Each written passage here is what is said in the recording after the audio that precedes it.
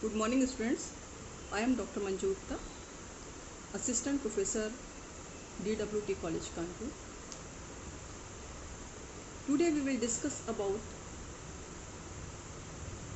the methods of educational psychology.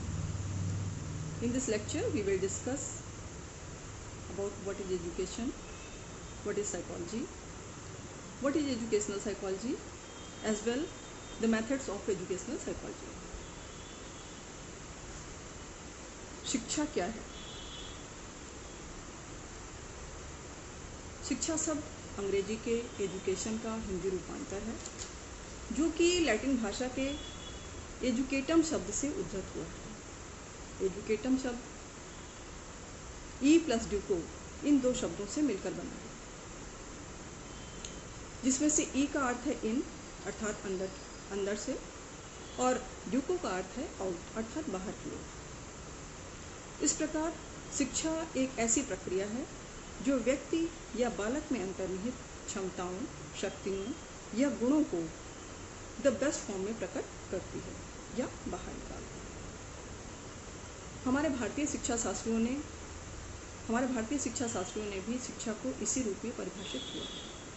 Vivekananda ji के अनुसार education is the perfection of the manifestation already present in man, अर्थात शिक्षा व्यक्ति के अंतर में निहित पूर्णता की ही अभिव्यक्ति है।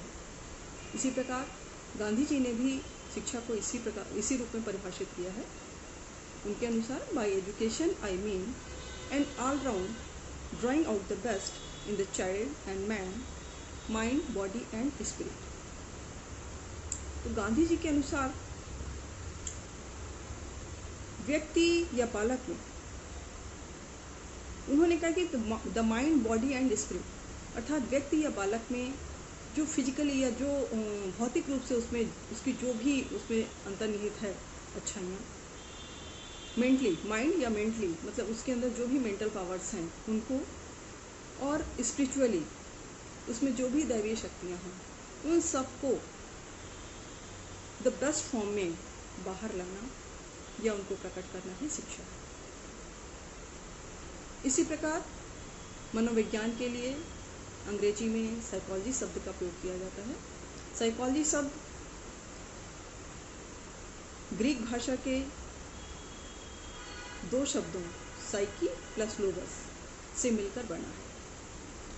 साइकी शब्द का अर्थ है सोच या आत्मा, जबकि लोगस शब्द का अर्थ जो है वो स्टडी या अध्ययन से है। इस प्रकार साइकोलॉजी शब्द का अर्थ है आत्मा का अध्ययन, आत्मा या मस्तिष्क का अध्ययन। दूसरी तरफ मनोविज्ञान शब्द दो शब्दों से मिलकर बना है, मन और विज्ञान। इस प्रकार मनोविज्ञान विषय के अंतर्गत व्यक्ति के मन, मस्तिष्क, उसके व्यवहार और उसकी आत्मा के अध्ययन किया जाता है। अर्थात psychology is the science that studies about the behaviour and method and mental process of the learner as well as the teacher.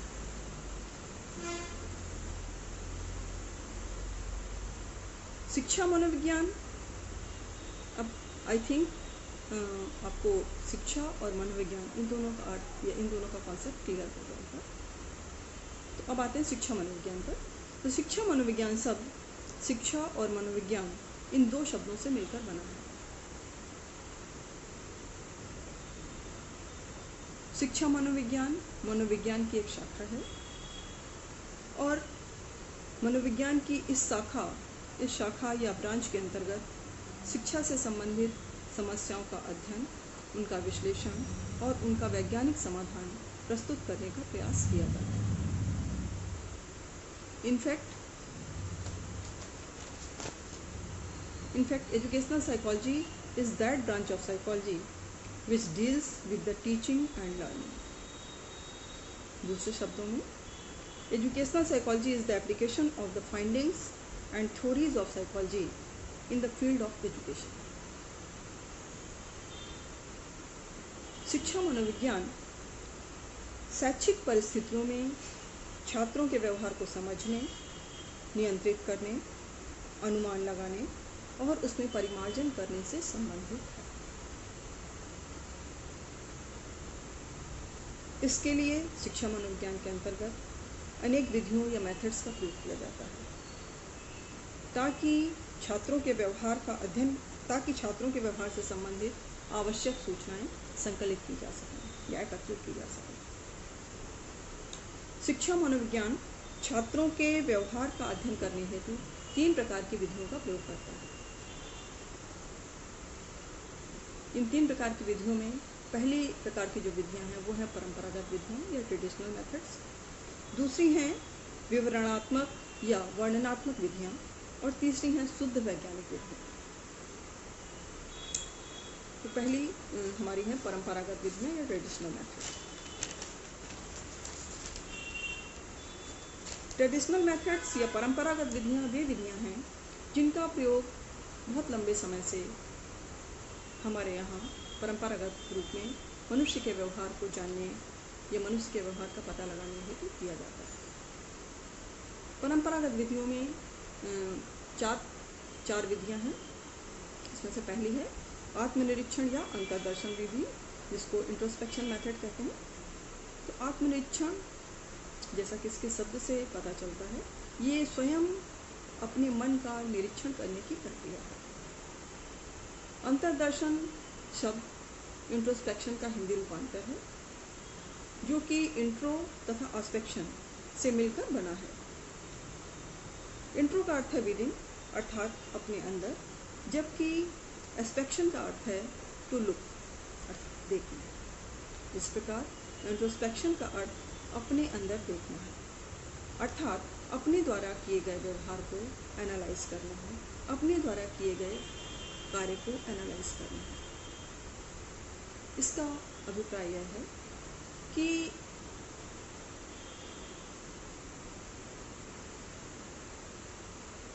हमें यह देखना है, सपोज किसी पर्टिकुलर सिचुएशन में हमने किसी व्यक्ति के साथ कोई व्यवहार किया, तो हमें स्वयं को एनालाइज करना है कि क्या उस स्थिति में हमें उस प्रकार का व्यवहार करना चाहिए था, क्या या उस व्यवहार में मेरे कमी थी, या मुझे उस समय क्रोध नहीं करना चाहिए था, या मुझे उस समय उस व्यक्ति को अपशब्द नहीं कहना चाहिए था। इसी प्रकार से सपोज हम कोई कार्य करते हैं, तो जब हम उसको एनालाइज करते हैं तो हम ये पाते हैं, हम उसको एनालाइज इस तरह से करते हैं कि क्या हमने उस कार्य को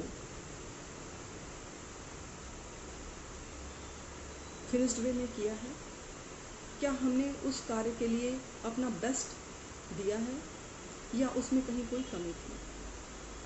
तो जब हम सेल्फ इंट्रोस्पेक्शन करते हैं तो जाहिर सी बात है कि हम उसके बाद अपने व्यवहार में इम्प्रूवमेंट लाने का प्रयास करते हैं। तो इस तरह से यह एक बहुत ही अच्छी विधि है। इसमें किसी की भी आवश्यकता नहीं है, व्यक्ति को स्वयं अपना निरीक्षण करना है और स्वयं अपने अंदर सुधार करना है। अब नेक्स्ट मेथड की ओर चलते हैं। नेक्स्ट मेथड है बहिर्दर्शन या एक्सट्रोस्पेक्शन मेथड।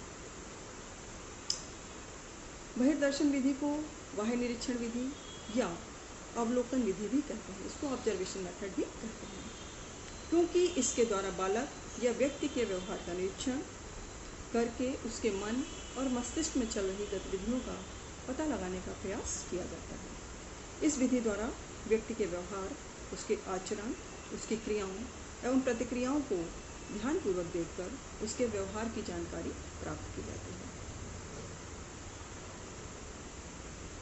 यद्यपि इंट्रोस्पेक्शन और एक्सट्रोस्पेक्शन मेथड में ज़्यादा डिफरेंस नहीं है, इसमें सिर्फ डिफरेंस ये है कि इंट्रोस्पेक्शन व्यक्ति को खुद करना है, जबकि एक्सट्रोस्पेक्शन कोई दूसरा व्यक्ति करता है। जनरली हमने देखा है कि छोटे बच्चे इंट्रोस्पेक्शन नहीं कर सकते। इंट्रोस्पेक्शन करने के लिए व्यक्ति को एक मैच्योर माइंड की ज़रूरत होती है। तो छोटे बच्चों के व्यवहार में सुधार लाने के लिए एक्सट्रोस्पेक्शन मेथड का उपयोग किया जाता है। व्यक्ति का निरीक्षण या एक्सट्रोस्पेक्शन औपचारिक और अनौपचारिक 2 प्रकार से किया जा सकता है। औपचारिक निरीक्षण नियंत्रित परिस्थितियों में किया जाता है, जिसमें प्रयोजकों या जानकारी रहती है कि उसके व्यवहार का निरीक्षण किया जा रहा है, जबकि अनौपचारिक या इनफॉर्मल ऑब्जर्वेशन अनौपचारिक परिस्थितियों में किया जाता है, जिसमें विषयी या प्रयोजकों इस संबंध में कोई जानकारी नहीं रहती है, जिससे उसका व्यवहार स्वाभाविक रहता है। इस विधि का प्रयोग मुख्य रूप से छोटे बच्चों, अशिक्षित व्यक्तियों तथा मेंटली सिक व्यक्तियों के व्यवहार को समझने तथा उनमें सुधार लाने के लिए किया जाता है। नेक्स्ट है गाथा वर्णन विधि या एनेक्डोटल मेथड। इस विधि के अंतर्गत व्यक्ति के व्यवहार के विभिन्न पहलुओं का वर्णन कहानी या गाथा के माध्यम से किया जाता है। इसमें व्यक्ति के जीवन से संबंधित तथ्यों अथवा उसके पूर्व व्यवहारों का वर्णन स्मृति के आधार पर कथात्मक शैली में किया जाता है। यह विधि रोचक तरीके से कथाओं के माध्यम से बच्चों तथा समाज का मार्गदर्शन करती है। एक किसी को उसमें रोल मॉडल के रूप में प्रस्तुत करते हैं। रामायण, महाभारत आदि का गाथा वर्णन इसी विधि के अंतर्गत आता है। नेक्स्ट है ऐतिहासिक विधि या हिस्टोरिकल मेथड। ऐतिहासिक विधि को गाथा वर्णन विधि का संशोधित रूप कहा जा सकता है, क्योंकि गाथा वर्णन विधि में घटनाएं तथा अनेक चरित्र काल्पनिक या इमेजिनेटिव हो सकते हैं या थोड़ा सा अतिशयोक्तिपूर्ण इनका वर्णन हो सकता है, जबकि ऐतिहासिक विधि में इतिहास में वर्णित वास्तविक व्यक्तियों और उनसे संबंधित सत्य घटनाओं का लेखा जोखा प्रस्तुत किया जाता है। ये हमारी परंपरागत विधियाँ कंप्लीट हो गई। अब नेक्स्ट जो हमारी सेकंड विधियाँ हैं, विवरणात्मक विधियाँ या वर्णनात्मक विधियाँ, डिस्क्रिप्टिव मेथड्स। तो डिस्क्रिप्टिव मेथड के अंतर्गत मानव व्यवहार का वर्णन या मानव व्यवहार का अध्ययन, उनसे प्राप्त परिणामों को वर्णनात्मक या डिस्क्रिप्टिव रूप में प्रस्तुत किया जाता है। इसके अंतर्गत अग्रलिखित विधियां आती हैं। विकासात्मक विधि या डेवलपमेंटल मेथड। तो विकासात्मक विधि के अंतर्गत व्यक्ति के विकास का क्रमबद्ध अध्ययन किया जाता है। इस विधि में बालक या व्यक्ति के जन्म से लेकर के मृत्यु तक के क्रमिक शारीरिक, मानसिक, बौद्धिक, चारित्रिक, सामाजिक, संवेगात्मक और नैतिक विकास का अध्ययन करने के लिए किया जाता है। इस विधि के द्वारा व्यक्ति के विकास से संबंधित सूचनाएं एकत्रित करके उनका विश्लेषण किया जाता है, ताकि व्यक्ति या बालक के विकास पर वंशानुक्रम और वातावरण के प्रभाव का अध्ययन किया जा सके। इस विधि को आनुवांशिक विधि या जेनेटिक मेथड भी कहते हैं। इस विधि का प्रयोग हम जनरली तब करते हैं जब किसी बालक में कोई असामान्यता दिखाई पड़ती है, तब हम ये जानने का प्रयास करते हैं कि ऐसा क्यों हो रहा है।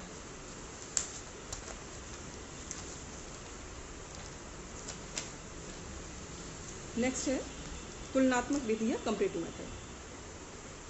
तो तुलनात्मक विधि या कंपैरेटिव मेथड का प्रयोग मुख्यतया शोध के क्षेत्र में किया जाता है। शोध के अंतर्गत जब भी हम दो व्यक्तियों या दो समूहों के मध्य अध्ययन करते हैं, तब उनके व्यवहार से संबंधित समानताओं और असमानताओं को जानने के लिए इस विधि का प्रयोग किया जाता है। यह एक वैज्ञानिक विधि है, क्योंकि इसमें व्यवहार संबंधी तथ्यों की तुलना स्टैटिस्टिकल कंप्यूटेशन के आधार पर की जाती है। शिक्षा मनोविज्ञान में इस विधि का प्रयोग बुद्धि, इंटेलिजेंस, मूल प्रवृत्तियों, नेचुरल इंस्टिंक्ट, व्यक्तित्व, पर्सनैलिटी तथा आदतों या हैबिट्स आदि की तुलना करने हेतु किया जाता है। नेक्स्ट है साक्षात्कार विधि या interview method. Interview is a face-to-face meeting of two or more persons for the purpose of getting certain types of information. इस विधि के अंतर्गत शिक्षार्थी की रुचियों अभिरुचियों एवं योग्यताओं आदि से संबंधित सूचनाएं तथा जानकारी प्राप्त करने का प्रयास किया जाता है तथा आवश्यकता अनुसार उनसे डिस्कशन भी किया जाता है। इस विधि में साक्षात्कारकर्ता सर्वप्रथम व्यक्ति के साथ रैपर्ट स्थापित करने का प्रयास करता है और छात्र को रिलैक्स फील कराता है। उससे कुछ जनरल क्वेश्चंस पूछते हैं, जैसे what's your name, what's your father's name, in which class do you read, what are your hobbies etcetera. इस तरह से पूछ करके उसको रिलैक्स फील कराने की कोशिश करते हैं और तत्पश्चात उससे संबंधित जानकारियाँ प्राप्त करने का प्रयास किया जाता है। शिक्षा मनोविज्ञान के क्षेत्र में 2 प्रकार के साक्षात्कार का प्रयोग किया जाता है। इसमें से पहला है पूर्व नियोजित साक्षात्कार, प्री प्लान्ड इंटरव्यू। तो साक्षात्कार की इस विधि में साक्षात्कारकर्ता पहले से तैयार क्वेश्चनायर के माध्यम से प्रश्नों को पूछता जाता है और स्वयं उत्तरों को लिखता जाता है या उनकी रिकॉर्डिंग करता जाता है। अंत में लिखित उत्तरों पर साक्षात्कार देने वाले व्यक्ति के सिग्नेचर ले लिए जाते हैं, जिससे कि इसको मानकीकृत किया जा सके। सामान्यतया मैगजीन्स और न्यूज़पेपर्स में छपने वाले इंटरव्यूज़ इसी श्रेणी के अंतर्गत आते हैं। अनियोजित अथवा मुक्त साक्षात्कार, अनप्लैन्ड और फ्री इंटरव्यू। इस प्रकार का साक्षात्कार बिना पूर्व सूचना के कभी भी कहीं भी लिया जा सकता है। इसमें प्रश्न पूर्व नियोजित नहीं होते हैं। साक्षात्कार लेने वाला विषय के फील्ड को ध्यान में रखते हुए प्रश्न पूछने के लिए स्वतंत्र होता है।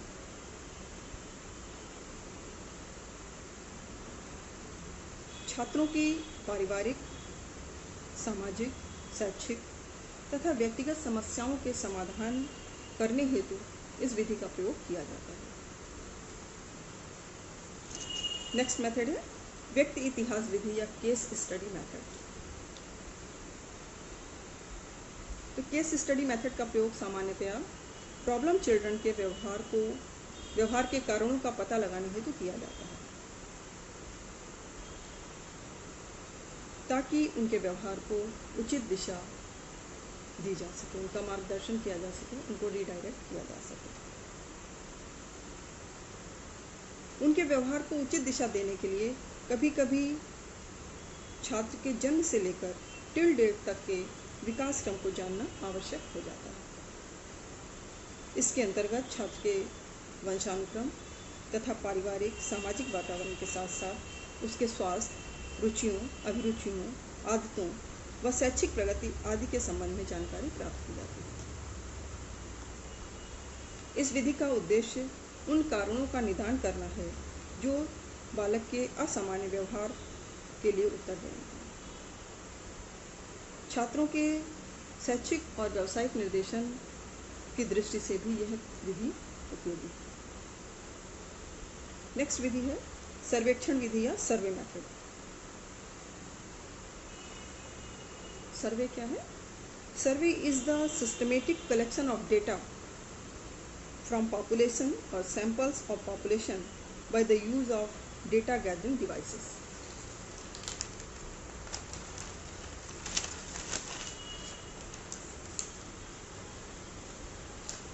शिक्षा और सामाजिक शोध के क्षेत्र में इस विधि का प्रयोग मुख्य रूप से किया जाता है। सामान्यतः इस विधि का प्रयोग किसी समस्या, घटना या परिस्थिति आदि पर लोगों के दृष्टिकोण अथवा उनके विचारों को जानने के लिए किया जाता है। इस विधि से कम समय में अधिक लोगों के विचार एकत्रित किए जा सकते हैं। सर्वे मेथड के 7 स्टेप्स हैं, जैसे समस्या का चयन, सिलेक्शन ऑफ द प्रॉब्लम। इसके सर्वेक्षण करने हेतु या सर्वे करने हेतु सबसे पहले हमें किसी ज्वलंत या समाज उपयोगी समस्या को लेना होता है। सेकंड है उद्देश्यों का निर्धारण, कि हमें जो अध्ययन करना है, जो स्टडी करना है, उसका उद्देश्य क्या है, उसके उद्देश्यों को हमें निर्धारित करना होता है। नेक्स्ट है उपकरण का चयन या सिलेक्शन ऑफ द टूल।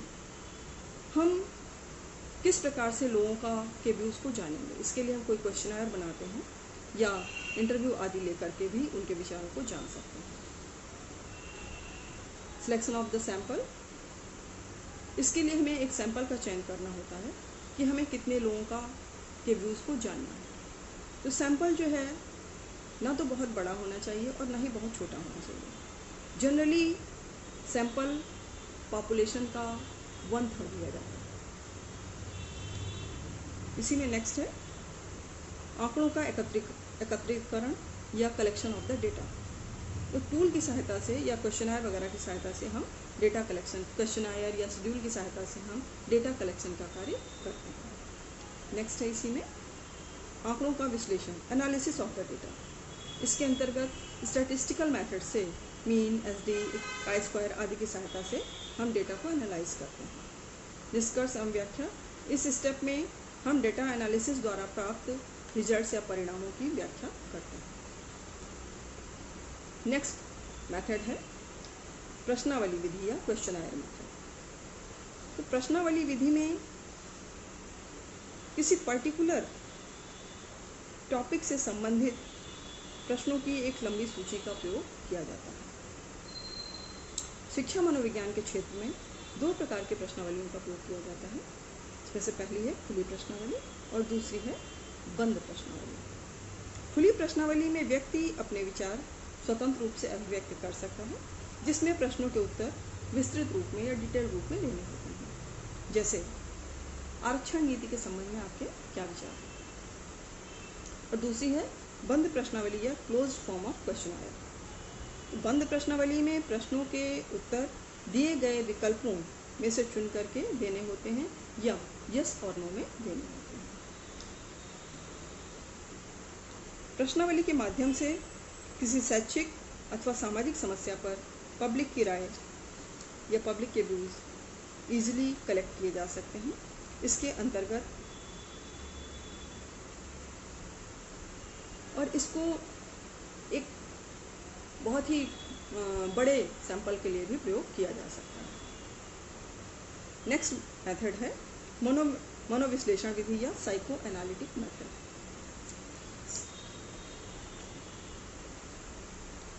इस विधि का प्रतिपादन वियना के प्रसिद्ध मनोवैज्ञानिक और मनोचिकित्सक सिगमंड फ्रायड ने 1895 में किया था।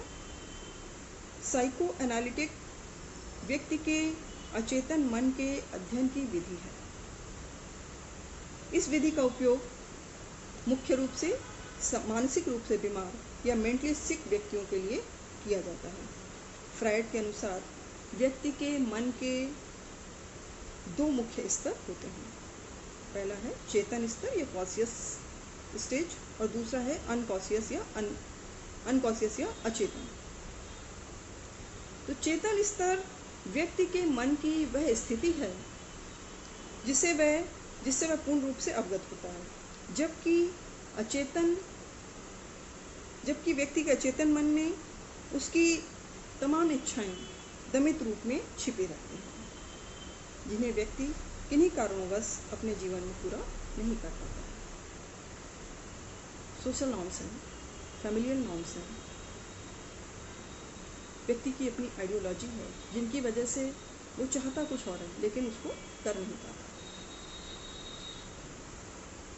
तो व्यक्ति की ये जो अतृप्त इच्छाएं हैं ये अवसर पाते ही क्रियाशील हो जाती हैं और उसके व्यवहार को प्रभावित करती हैं।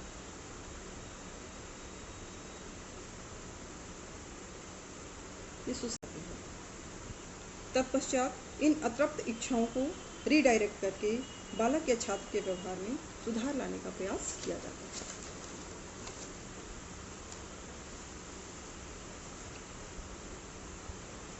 अब हमारी तीसरी विधियां जो हैं वो हैं शुद्ध वैज्ञानिक विधियां। शुद्ध वैज्ञानिक या प्योर साइंटिफिक मेथड्स। शुद्ध वैज्ञानिक विधियां पूर्णतया वैज्ञानिक नियमों पर आधारित होती हैं। इन विधियों द्वारा प्राप्त निष्कर्षों पर संदेह की संभावना प्रायः नहीं रहती। इसके अंतर्गत 3 विधियां हैं। पहली है प्रयोगात्मक विधि या एक्सपेरिमेंटल मेथड।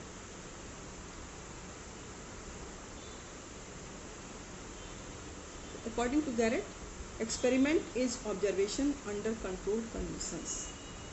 प्रयोग का सामान्य अर्थ है करके देखना। शिक्षा मनोविज्ञान के क्षेत्र में इस विधि का प्रयोग 3 रूपों में किया जाता है। नियंत्रित परिस्थितियों में मानव व्यवहार के कारणों को जानने के लिए, मनोवैज्ञानिक सिद्धांतों व नियमों की खोज करने के लिए खोजे हुए सिद्धांत एवं नियमों की परख करने के लिए। इस विधि का प्रयोग सर्वप्रथम वुंट ने 1879 में किया था।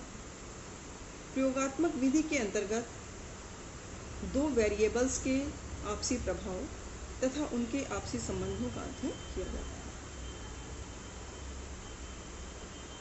नेक्स्ट विधि है सांख्यिकीय विधि या statistical method.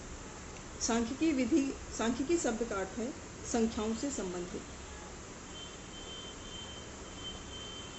Dictionary of education के अनुसार statistical method is a method of research based on the collection and statistical analysis of numerical data.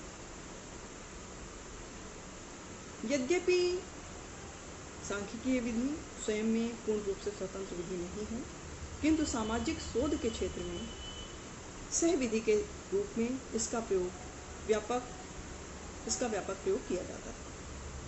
इसके अंतर्गत व्यक्ति के जीवन अथवा उसके व्यवहार से संबंधित किसी भी क्षेत्र की समस्या के अध्ययन के लिए आंकड़ों का संकलन, कलेक्शन ऑफ डेटा, आंकड़ों का वर्गीकरण, डेटा क्लासिफिकेशन, आंकड़ों का प्रस्तुतिकरण, डेटा प्रेजेंटेशन और आंकड़ों का विश्लेषण, डेटा एनालिसिस तथा उनकी व्याख्या से संबंधित विधियां विकसित की गई हैं।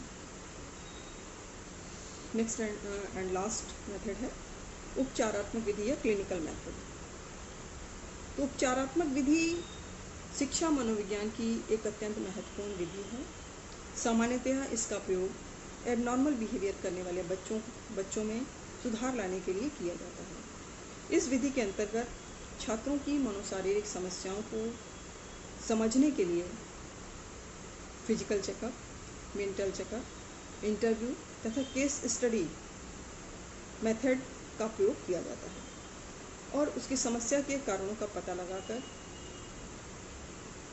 उनका निदान करने का प्रयास किया जाता है।